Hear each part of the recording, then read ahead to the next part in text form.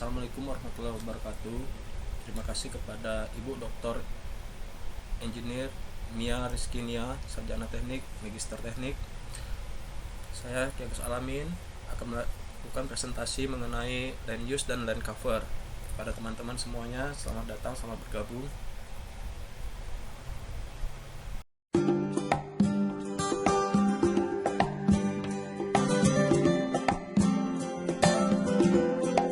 Welcome back to Remote Sensing Applications for ArcGIS. This week we'll be working with a sensor called the Advanced Very High Resolution Radiometer, or AVHRR. And it's basically a sensor that has been in existence since the early 1980s. So we have a long time series of data. And it has 5 bands. So one band is in the red spectral region, another band is in the near-infrared spectral region. So from those first 2 channels, we can make an NDVI, normalized difference vegetation index. Channel 3 is for detection of hotspots, typically used. And then bands 4 and 5 are typically used for mapping sea surface temperature or land surface temperature. So here's an example of one swath from the AVHRR sensor covering Alaska and eastern Russia. So it covers a huge area, and it basically uses a scanning mirror where directly below the sensor, the pixels are at a size of about 1.1 kilometers. And at extreme scan angles, the pixels are sort of oblong instantaneous field of view that might be 2 kilometers by 5 kilometers, for example. Okay, so the AVHRR is on board NOAA satellites, and NOAA is basically ocean and atmospheres.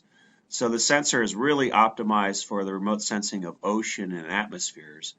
And there's basically typically 2 satellites, one for AM passes and one for afternoon passes. And in Alaska, we have a high temporal resolution. So in Alaska, we could have 8 to 10 AVHR swaths per day. And the swath has a very wide width of 2,400 kilometers. So we have high temporal coverage. We have large regional coverage with this sensor. Okay, so one thing to keep in mind is in order to get this large regional coverage, we have a huge scan angle, so plus or minus 55 degrees, and that's going to create a variable instantaneous field of view. So directly at nadir below the sensor, the field of view is about 1.1 kilometers, but at the extreme scan angles, it's an oblong instantaneous field of view, and it's a very large instantaneous field of view. So that's one thing to consider when working with AVHR data. It's typically resampled to square pixels, but the instantaneous field of view from the original swath is something like this. Okay, there's several potential problems with working with AVHR data. One is the spectral bands are fairly broad compared to sensors designed for land remote sensing applications, especially the near-infrared band. And the reason is they're broad is that the sensor is designed for remote sensing of oceans, which are fairly dark surface, and the remote sensing of atmosphere, so clouds is a fairly bright surface. So basically, this sensor is designed not for land remote sensing, but for ocean and atmospheric remote sensing. Okay, another problem we have is there's no onboard calibration of the red or near-infrared bands. So there'll be some calibration drift that occurs naturally over time, and we don't know exactly what that calibration drift is because there's no onboard at the sensor calibration. So here's an example of the decay of spectral response from the sensor. So basically using ocean observations, here's the start at NOAA 7 AVHRR, and then over time, the spectral response of that sensor declines. And then the launch of NOAA 9, and then over time, the spectral response of that sensor declines in the red band, etc. So basically we have this decay or degradation of spectral response and no onboard calibration that really allows us to correct for that via onboard calibration. So what we have to do is estimate this drift or degradation from ocean observations. Okay, another potential problem is orbital drift. So ideally we would like the sensor to remotely sense the same landscape at the same time throughout the time series, but we have orbital drift. So here's an example of the drift for the afternoon polar orbitals. So NOAA Satellite 7, it started at 1500 local time in terms of overpass, but at the end of its lifetime, it ended at 1600. And here's NOAA 11, it started at about 1350, and at the end of its lifetime, it was passing over at the equator at about 1700.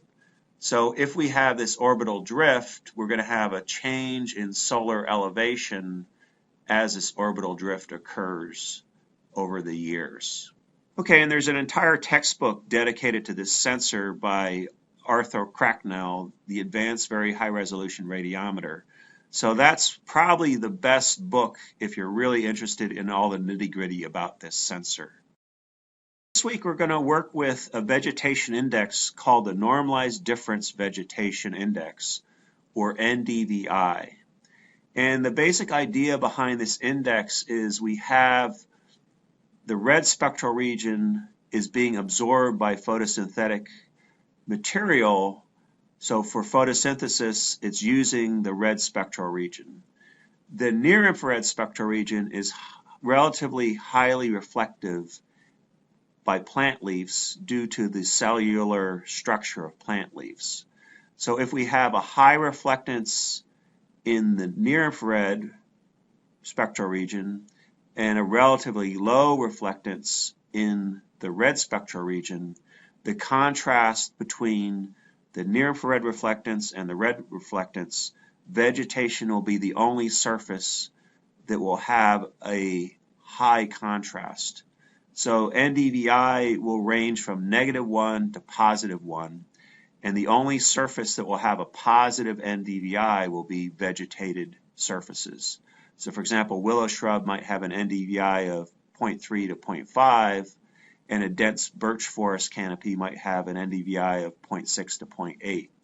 Water, soil, clouds, non-vegetated surfaces will have an NDVI near 0 or less than 0. So here's another example. We have relative reflectance in the red spectral region and the near-infrared spectral region. And soil is relatively high in the red and it's relatively high in the near-infrared, so it would have a NDVI near 0. The only surface that has a relatively low red reflectance and a relatively high near-infrared reflectance will be vegetation. All non-vegetated surfaces will not have that relationship of a relatively low red reflectance and a relatively high near-infrared reflectance. Okay, so typically NDVI data from the AVHR sensor is composited data. And the idea is during a time period of 7 days or 14 days or 15 days, pick the one observation for every pixel where the NDVI was maximum. So what that will do is it will minimize cloud-contaminated pixels, and it will minimize those pixels where the view angle was extreme and it wasn't directly below the sensor. And then it will also capture the peak photosynthetic activity during that time period. So here's an example from one pixel. This might be the instantaneous field of view for just one day. And all these pixels are contaminated with either cloud shadow or clouds. And then we'd have the same maybe 10 observations the next day, 10 observations the next day for a 15-day period. And basically, if we pick the one observation that had the maximum NDVI value, that would tend to be the observation that's directly below the sensor and it would tend to pick the observation that was clear. It wasn't contaminated by clouds or cloud shadows. Okay, so this week we're going to work with a continental scale NDVI produced for the entire globe. So we're going to work with NDVI for North America, and the pixel size is 8 kilometers wide by 8 kilometers high. So here's an example of the maximum NDVI from the first 15 days of June in 1982. And here's the next composite period. So the maximum NDVI the last 15 days of June in 1982. So basically that's the data set we're going to start with this week, and it's called the GIMS NDVI data set, and it's available for every continent on the globe. And then we're going to work with a 1 kilometer composite data set for Alaska. So you can access that for free from the USGS AROS Data Center, and it's available as weekly composite data or 2-week composite data. And it's available all the way to present, and it includes 14 bands. So we get the red band, the near-infrared band, the NDVI band, thermal bands, cloud screening bands, etc. So that's what you're going to work on for the last exercise this week is Alaska 1 kilometer AVHR data. Okay, so if you go to the Blackboard website, there's some quiz questions there that will lead you to the next video session. Untuk pendahuluan, saya akan membahas sedikit mengenai land use dan land cover, di mana untuk merefresh kita mengenai pemahaman tentang land use didefinisikan sebagai penggunaan lahan di permukaan bumi oleh manusia, di mana penggunaan lahan dapat didefinisikan secara konteks ekonomi ataupun konteks military dan security. Biasanya untuk yang military dan security itu berbentuk rahasia, jadi kita tidak akan membahasnya di sini. Lalu sedangkan untuk land cover adalah semua unsur yang terlihat pada permukaan bumi, di mana lahan lebih beraneka ragam dan lebih kompleks. Seperti yang terlihat pada gambar, land use di mana pada bagian daerah tertentu merupakan daerah pabrik, sehingga daerah yang berbentuk yang dipakai untuk pabrik tersebut dapat didefinisikan sebagai penggunaan lahan secara ekonomis fungsinya. Sedangkan untuk land cover itu mewakili beberapa item atau beberapa unsur yang terdapat pada permukaan bumi seperti pohon, sungai, rumput, dan lain sebagainya. Kita akan masuk ke poin 2.7, di mana penggunaan lain daripada pengklasifikasian dari land use sendiri, sistem land use itu sendiri. Secara informasi,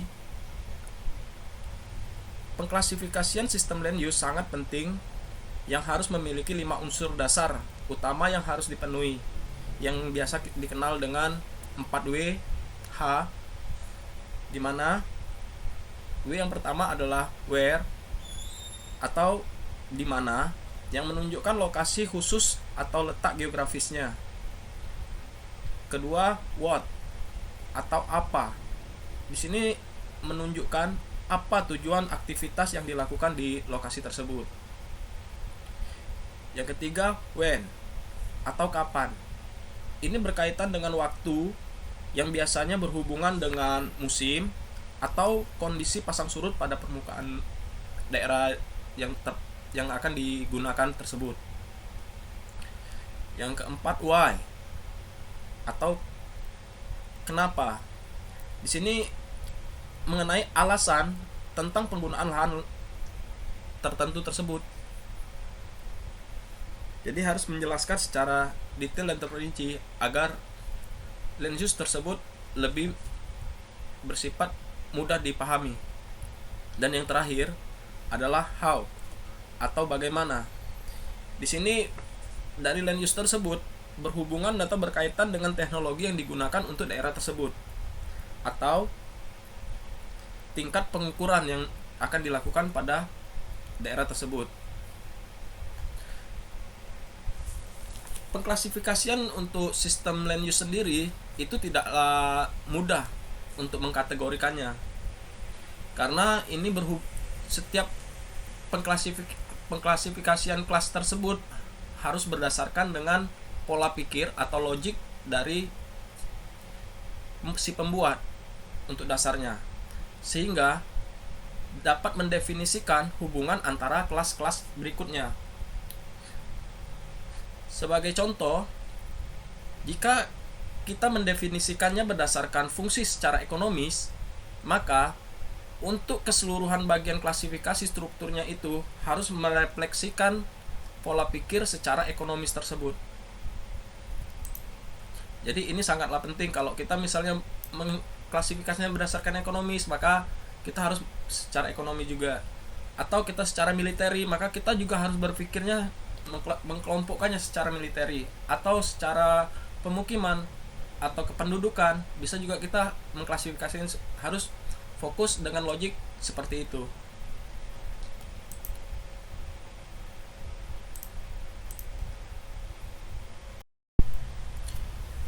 Pengklasifikasian dari land use sendiri terbagi atas dua.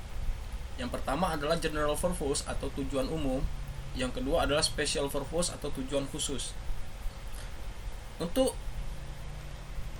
pengklasifikasian land use berdasarkan Anderson USGS Land Use Classification System itu dilakukan secara supervised dan unsupervised. Tujuan umum daripada pengklasifikasian bertujuan untuk memberikan klasifikasi yang melayani banyak tujuan, meskipun tidak secara khusus dirancang untuk aplikasi spesifik apapun. Di mana terdapat beberapa pendahulu dari sistem Anderson ini, di antaranya adalah L. Dudley Stamp. Dia adalah seorang ekonom Inggris yang mengorganisasi survei penggunaan lahan di Inggris selama interval tahun 1931 sampai 1938. Dia mengumpulkan informasi penggunaan lahan skala besar untuk Inggris menggunakan sukarelawan. Jadi dia lakukan secara supervised. Sukarelawan tersebut mencatat penggunaan lahan di dekat tempat tinggal mereka dengan membubuhi atau memberi keterangan di peta topografi dalam skala yang besar.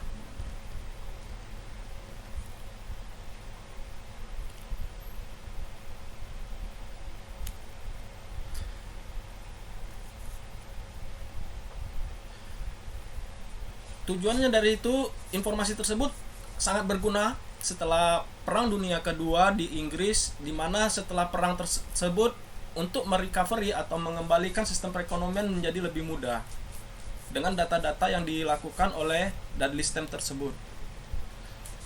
Yang kedua adalah Amerika Serikat yang melakukan pemotretan atau pengambilan foto melalui sistem Tennessee Valley Authority atau TVA, di mana mendefinisikan bahwa prosedur untuk penginterpretasian dari penggunaan lahan menggunakan foto udara yang mengklasikan setiap paket berdasarkan dari penggunaan secara ekonomi dan bentuk fisik dari benda tersebut. Yang ketiga adalah selama di pertengahan tahun 1960-an, para ilmuwan dari Cornell University Design New York menggunakan Land Use dan Neural Resources atau LUNR survey yang membuat sebuah database yang database ini akan mencatat semua penggunaan dari lahan yang berkaitan informasi yang berada di kota New York tersebut. Proyek ini merupakan awal daripada sistem komputerisasi daripada penyimpanan data mengenai penggunaan lahan.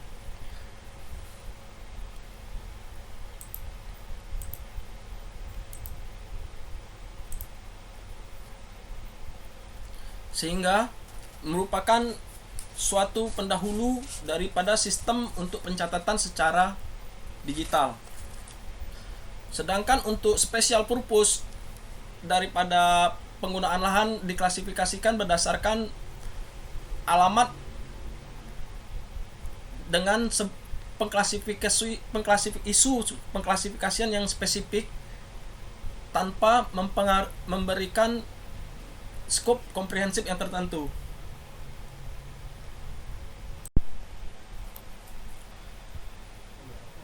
Klasifikasi image untuk pemetaan land cover chapter 20.8. Pada prinsipnya prosesnya mudah, tapi dalam pelaksanaannya ada beberapa faktor yang harus menjadi pertimbangan penting. Di antaranya adalah yang pertama adalah seleksi dari atau pemilihan daripada image, pemilihan gambar. Keberhasilan klasifikasi untuk analisis land cover tergantung pada pemilihan gambar yang cerdik,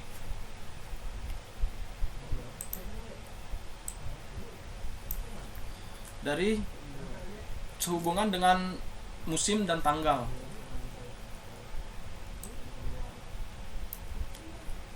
Oleh karena itu, tentang rancangan atau interpretasi pencarian arsip mengenai gambar, walaupun tampak biasa-biasa saja, mengasumsikan sangat penting bagi keberhasilan suatu proyek. Musim apa yang akan memberikan kontras optimal antara kelas yang akan kita petakan, atau mungkin 2 atau lebih image yang diperlukan untuk memisahkan semua kelas penting yang akan kita definisikan. Yang kedua adalah processing atau pemrosesan. Registrasi gambar dan koreksi yang akurat untuk kesalahan atmosfer dan sistem. Diperlukan langkah-langkah awal untuk klasifikasi yang berhasil, pengklasifikasian yang berhasil.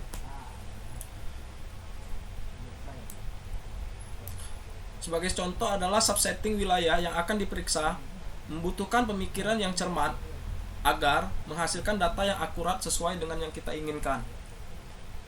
Yang ketiga adalah pemilihan algoritma.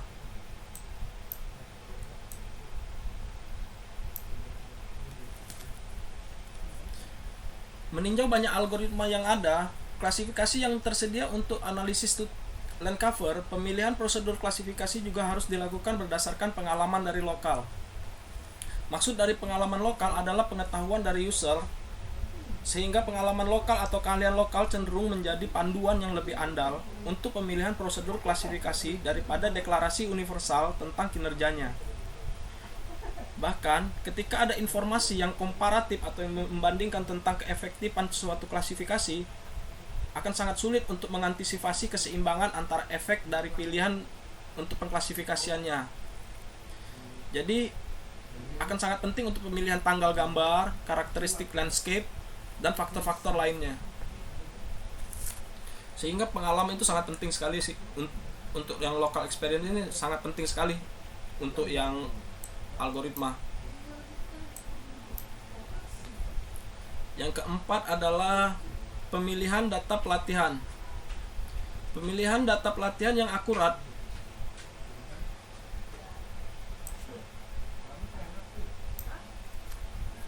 adalah suatu proses yang secara universal signifikan untuk klasifikasi gambar.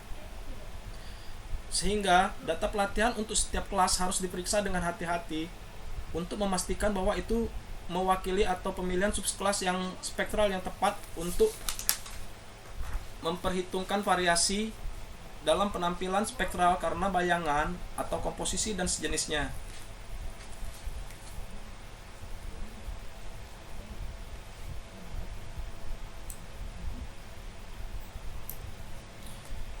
Ini hal-hal yang harus kita pertimbangkan karena untuk seperti bayangan pohon, bayangan bukit, gunung, atau komposisi-komposisi yang lain yang sejenis yang ada di sana, jadi itu menjadi pertimbangan kita untuk pemilihan data trainingnya.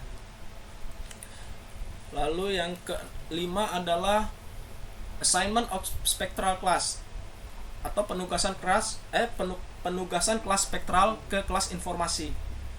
Karena banyaknya subkelas yang harus didefinisikan untuk memetakan area secara akurat berdasarkan klasifikasi digital, kunci prosesnya adalah agregasi kelas spektral yang penugasannya ke kelas informasi.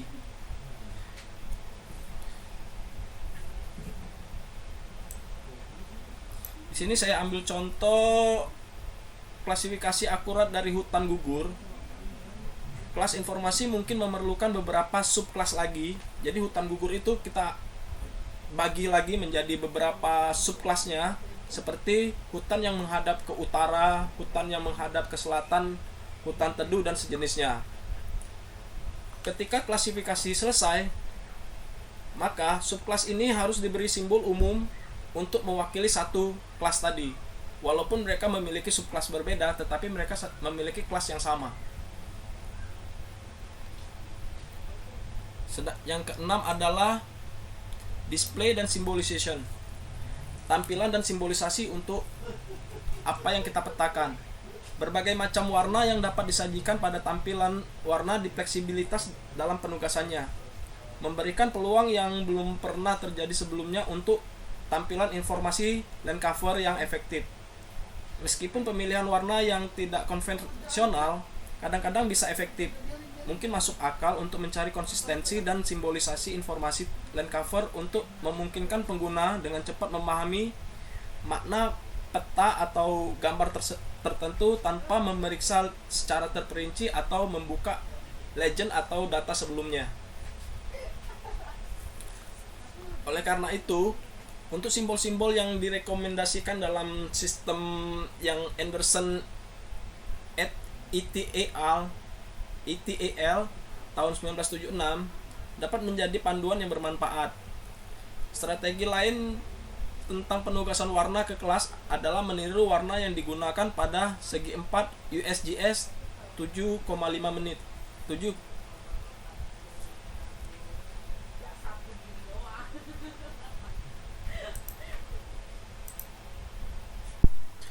Untuk poin 2.9, broad scale land cover study atau pembelajaran land cover dalam skala luas.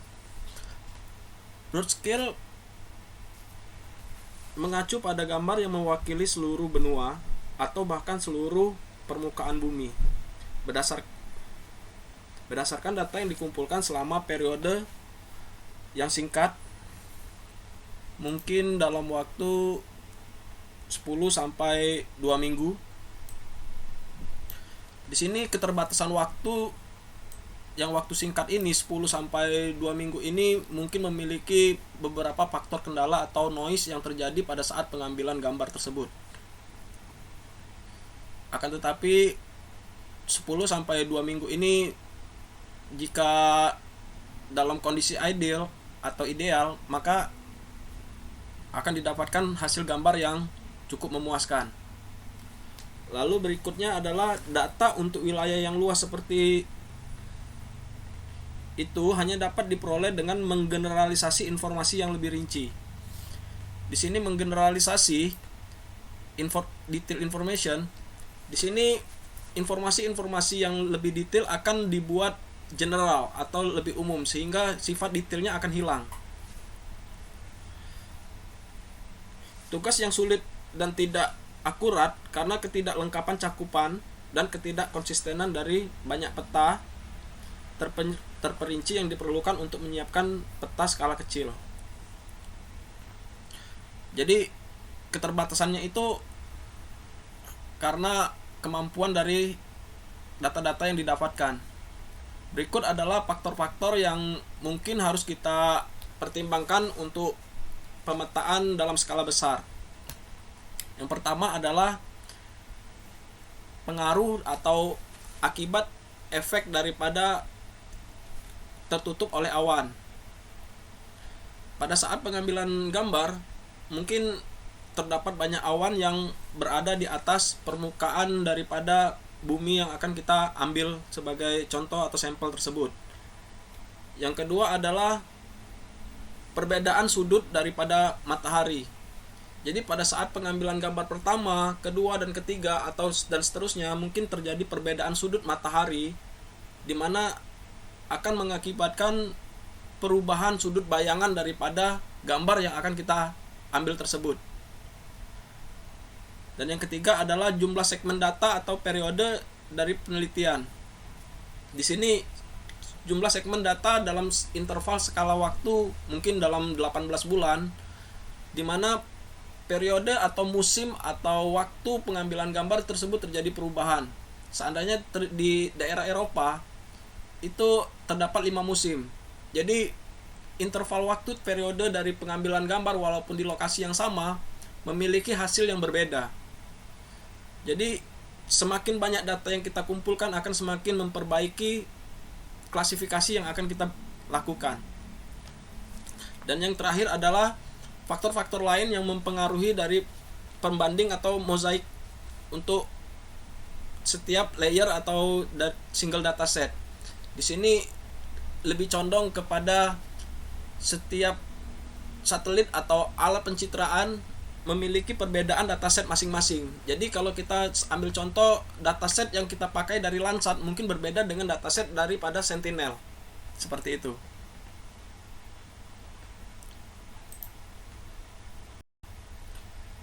Untuk 20.10 sumber data penggunaan lahan yang dikompilasi. Pada zaman sekarang penginderaan jauh telah berkontribusi besar pada kemampuan organisasi untuk menyiapkan survei land cover yang komprehensif di wilayah yang besar. Citra satelit khususnya telah memberikan akuisisi yang hampir mendekati sama dengan yang aslinya. Baik itu berupa cakupan luas, areal, detail dari keseragaman ekosistem, dan kualitas lain yang tidak tersedia dari sumber-sumber alternatif lain selain ini. Jadi ini yang paling baik karena remote sensing itu dari satelit, jadi bisa mengcover semua area. Dan yang berikutnya adalah pada tahun 1970-an diperkenalkan USGS mengembangkan program pemetaan land cover secara nasional, yang sebelumnya dijelaskan pada bagian 20.4 dan 20.5 di Anderson et al. Tahun 1976 dan Campbell 1983 berdasarkan interpretasi manual dari putu udara ketinggian dengan tinggi pada skala 1 berbanding 60.000 dan mungkin lebih kecil lagi.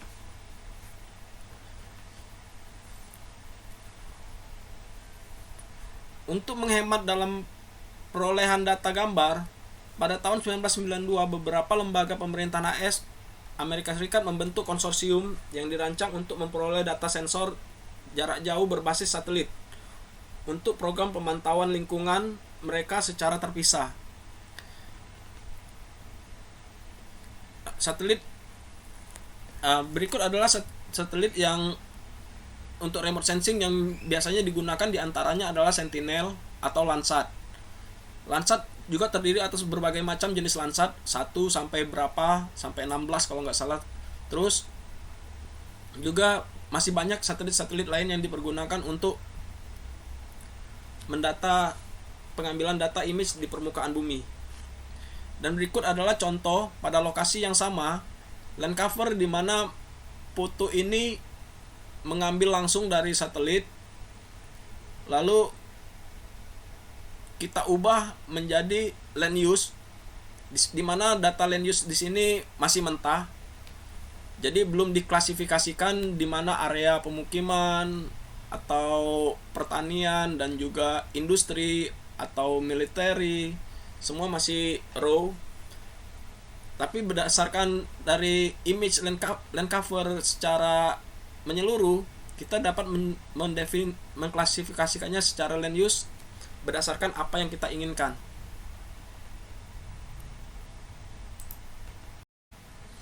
Berikut video yang akan saya tampilkan mengenai land cover dan land use yang diambil menggunakan satelit Sentinel-2.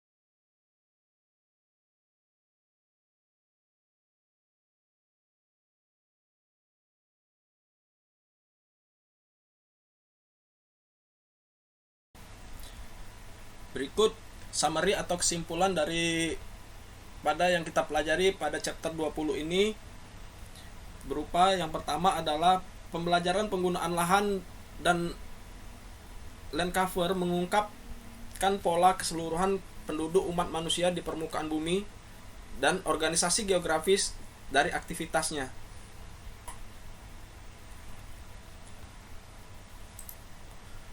Lalu yang kedua, kesimpulan kita adalah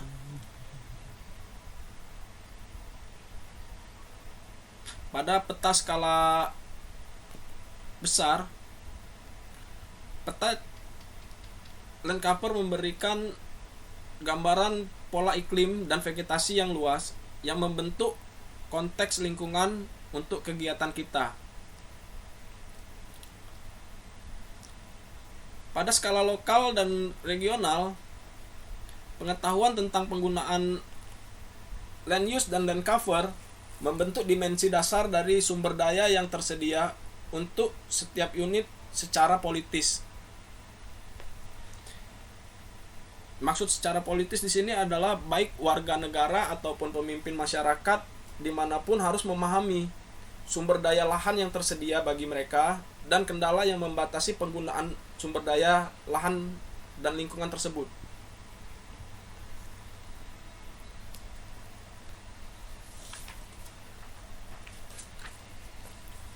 Lalu yang berikutnya adalah tanpa bantuan dari pencitraan udara yang diperoleh dengan penginderaan jauh, tidak akan ada metode yang benar-benar praktis untuk mengamati pola land cover atau perubahan pemantauan.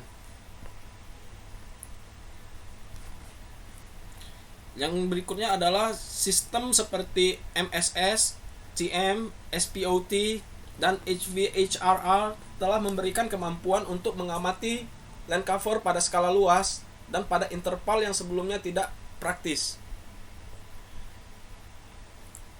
Jadi ini adalah sistem atau algoritma yang dipakai untuk pengamatan daripada area tersebut. Lalu yang berikutnya adalah gambar dari sistem seperti itu tidak hanya memberikan informasi yang penting, tetapi juga menyajikan data pada skala baru yang terbaru atau yang telah mengubah perspektif intelektual yang dengannya kita mempertimbangkan lingkungan dan meredam pola dan hubungan berskala besar yang jika tidak dapat dirasakan atau dianalisis secara akurat.